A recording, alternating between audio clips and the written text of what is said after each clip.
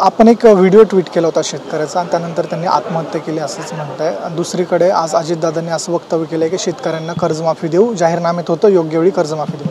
हे मला कळत नाही की देवेंद्र फडणवीस साहेब, अजितदादा हे सगळे म्हणतात योग्य वेळीच आम्ही देऊ। मग आम्ही समजायचं का की 2029ला इलेक्शन ते 6 महिने आधी तुम्ही द्याल असं तुमचं जर मत असेल तर दिवसाला 8 ते 10 आत्महत्या शेतकरी आज करत आहेत। मग तुम्ही जर अजून 4 वर्ष थांबला तर 12 ते 13 हजार आत्महत्या तिथं होतील। मग आता पेपरवर आम्हाला लिहून द्या की तुम्ही 4 वर्ष थांबणार, फक्त इलेक्शनसाठी थांबणार, तर या 12,000 आत्महत्याला पूर्णपणे तुम्ही दोघं जबाबदार असाल असं जर लिहून देत असेल तर मग बघूया आपण त्याचं काय करणार। त्यामुळे योग्य वेळ म्हणजे तुम्ही इलेक्शनला जर योग्य वेळ समजत असाल तर हा खऱ्या अर्थाने सामान्य लोकांवर अन्याय आहे। तुम्ही सांगितलं होतं की आम्ही निवडून आल्यानंतर लगेच आम्ही कर्जमाफी देऊ, भावांतर योजना आणू, लाडक्या बहिणींना 2100 रुपये देऊ, पण जसं तुम्ही निवडून आला, आता वोट चोरीमुळेच तुम्ही आलेला आहात, पण आला असला तर त्यानंतर तुम्ही सामान्य लोकांना विसरून गेला, ह्याच्यात तुमची दुतर्फी भूमिका दिसते। विरोधक वारंवार म्हणताय कर्जमाफीसाठी शेतकऱ्यांची हाल होते, आत्महत्या करताय, पण तरी सरकार करत नाही। आकडे मोठे आहेत। शिंदे साहेब नाराज झाले तर अजितदादा आहेत, अजितदादा नाराज झाले तर शिंदे साहेब आहेत। बॅकअप बीजेपीने चांगल्या पद्धतीचा तिथे ठेवला, त्यामुळे आकडे त्यांच्याकडे असल्यामुळे एक वेगळ्या पद्धतीचा अहंकार त्यांच्यामध्ये आलेला आहे।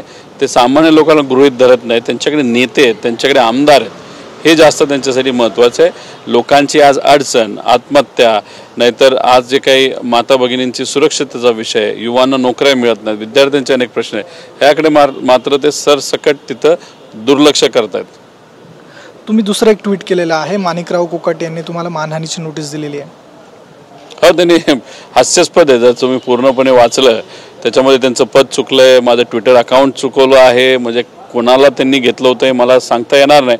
त्यांचा काळ आला होता पण वेळ आली नव्हती असं आपल्याला म्हणावं लागेल, कारण त्यांचं फक्त खातं बदललं गेलं आणि आता त्यांना स्पोर्ट्स आणि युवा खातं तिथं दिलेलं आहे। म्हणजे एक, आणि मी पुराव्या बिना कधी तिथं काय बोलत नसतो, ते सगळे पुरावे मी सोशल मीडियावर टाकलेले आहे आणि काही प्रमाणात ते खरेही होते हे आपल्या सगळ्यांना तिथं माहिती आहे। त्याच्याचबरोबर शेतकऱ्यांबद्दल ते काय बोललेत हे आपण सर्वांनी तिथं बघितलेलं आहे। म्हणजे हास्यास्पद आहे की अशी पद्धतीची नोटीस पाठवणं, कदाचित जे लोक डोकं वापरत नाहीत, नाहीतर चुकीच्या लोकांचं ऐकून आपली दिशा ठरवत असतात, अशी कोकाटे साहेबांची कुठेतरी तशी परिस्थिती झाली असं आपल्याला म्हणावं लागेल। दुसरा विषय संजय क्षीरसागरांचा आहे, तुम्ही असं देखील म्हटलं होतं फडणवीसांनी वेळ द्यावी, मी पुरावे त्यांच्याकडे सादर करेन।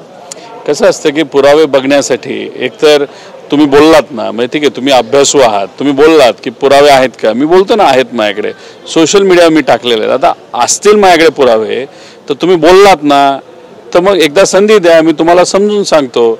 तसेही आम्ही 25-26 तारखेपर्यंत थांबणार आहोत, नाही तर आमच्याकडे अजून काही अतिरिक्त डॉक्युमेंट्स आलेले आहेत आणि ते डॉक्युमेंट्स आम्ही मीडियाच्या माध्यमातून लोकांसमोर आणूच। तोपर्यंत जर देवेंद्र फडणवीस साहेबांना वेळ असेल आणि त्यांना जर ऐकून घ्यायचं असेल तर नक्कीच मी त्यांना पूर्णपणे व्यक्तिगत त्यांना डॉक्युमेंट देऊ। त्यांच्या ऑफिसला मी पत्र पाठवलेलं आहे, ते इन्व्हर्टसुद्धा झालेलं आहे, सेक्रेटरींना तिथं दिलेलं आहे आणि काही अजून इन्फॉर्मेशन, काही अजून नवीन इन्फॉर्मेशन माझ्याकडे आली, अजून थोडीशी इन्फॉर्मेशन येणं बाकी आहे, ते आल्यानंतर मी एक करारा जबाब एका चांगल्या प्रेस कॉन्फरन्सच्या माध्यमातून सिरसाटांना सुद्धा आणि या सरकारला सुद्धा तिथं दिल्याशिवाय राहणार नाही। आता भारत आणि पाकिस्तानची क्रिकेट मॅच होणार आहे, एकीकडे पहलगामचा हल्ला झालेला होता आणि आता ही क्रिकेट मॅच होते। एक तर स्पोर्ट्समध्ये राजकारण आलं नाही पाहिजे असं मला कितीही वाटलं तरी नुकतंच आपण सर्वांनी पाकिस्तान विरुद्ध भारत हे युद्ध तिथं बघितलेलं आहे। सामान्य लोकांना भारतातल्या तिथं पाकिस्तानच्या लोकांनी, ते जे कोणी टेररिस्ट असतील त्यांनी तिथं मारलेलं आहे। त्याच्याचबरोबर आपण जर बघितलं तर पाकिस्तानचे आर्मीचे जे प्रमुख आहेत अतिशय वेगळ्या लेवलला, खालच्या लेवलला जाऊन धमकी आपल्याला देत आहेत। अशा परिस्थितीमध्ये जर तिथे वर्दीमधले लोक पाकिस्तानचे जर भारताबद्दल, भारताच्या लोकांबद्दल, भारताच्या आर्मीबद्दल जर खालच्या लेवलला जाऊन बोलत असतील तर माझं एक प्रामाणिक मत आहे, भारताने पाकिस्तान बरोबर क्रिकेट खेळलं नाही पाहिजे। लक्ष्मण हाकेंचा एक वादग्रस्त व्हिडिओ व्हायरल होतोय की धनगरांकडे कुठेतरी ओबीसी समाजाची मोठ बांधण्यात येते, त्याच्यामुळं हे जे माळी समाजाच्या पोटात दुखतंय। हे बघा, हे जे सगळे छोटे मोठे नेते आहेत ना, देवेंद्र फडणवीस साहेबांनी आपल्या अवतीभोवती गोळा केलेले आहेत, त्यांना कुठल्याही समाजाचं काही पडलेलं नाही। एकतर या वक्तव्याचा आम्ही निषेध करतो।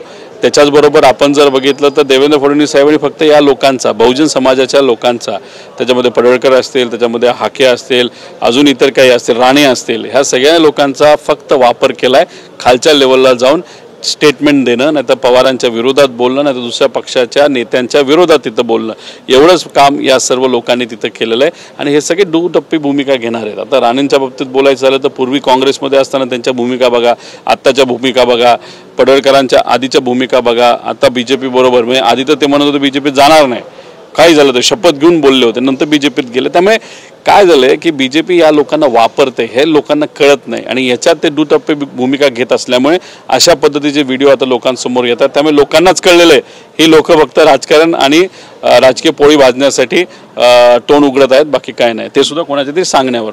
नितेश राणे वराह जयंती राज्यभर करणार आहेत. माझं एक मत आहे की त्यांच्याकडे जे पद आहे, जे मंत्रिपद आहे, त्या मंत्रिपदाचा वापर हा कोळी बांधवांसाठी चांगल्या पद्धतीने व्हावा. जे शेतकरी मासे पाळतात, नाहीतर कोळंबी पाळतात, आता अमेरिकेचे महाशय त्या ठिकाणी आता टॅक्स वाढवत चालले, त्यांचं काय होणार हे तुम्ही तिथं सांगावं.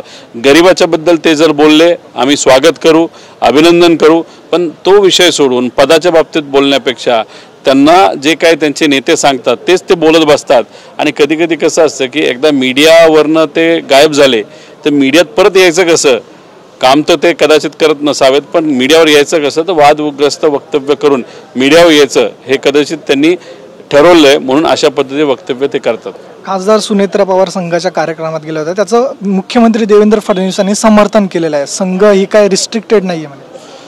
विषय एवढाच आहे की एकतर सुनेत्रा काकींना त्याबद्दलची माहिती होती का नव्हती.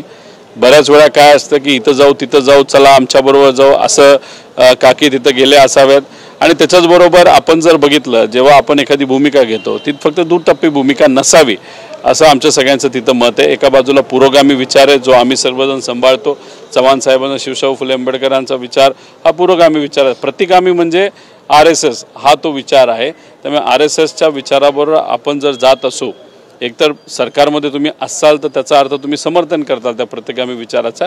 पण आता त्या काकी आहेत, महिला आहेत, त्यांना त्या बाबतीतलं माहिती होतं नव्हतं हे आपल्याला बघावं लागेल. धन्यवाद, तुम्ही आमच्याशी बातचीत केली. आपल्यासोबत होते राष्ट्रवादी काँग्रेसचे प्रदेश सरचिटणीस रोहित पवारजी. कॅमेरा पर्सन अमित शिगवानसह अमिरुती गणकवार, TV9 मराठी, मुंबई.